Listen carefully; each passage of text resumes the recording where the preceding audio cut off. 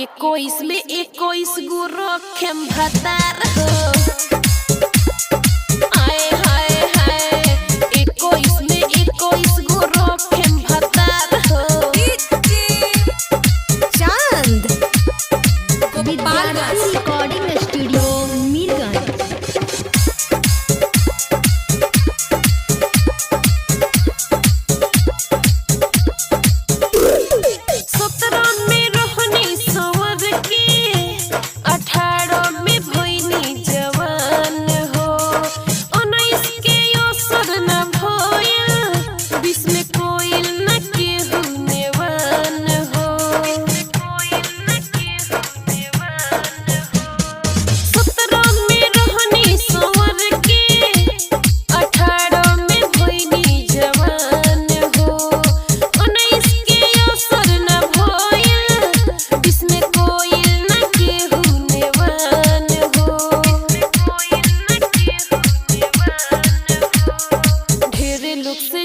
सखी दिलवा के तार हो।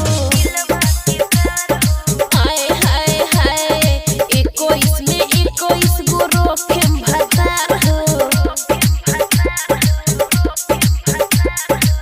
केहू से ना कम सखी रखेब हम यार हो। केहू से ना कम सखी रखेब हम यार हो।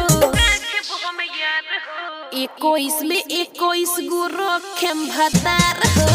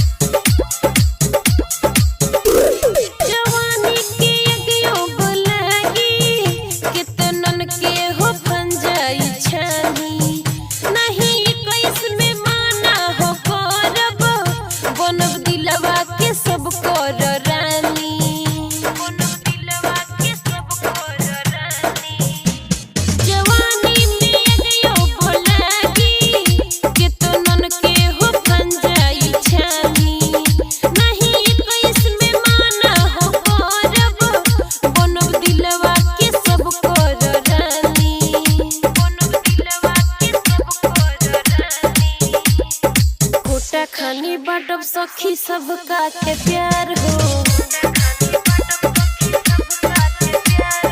21 में 21 गो रखेम भतार हो।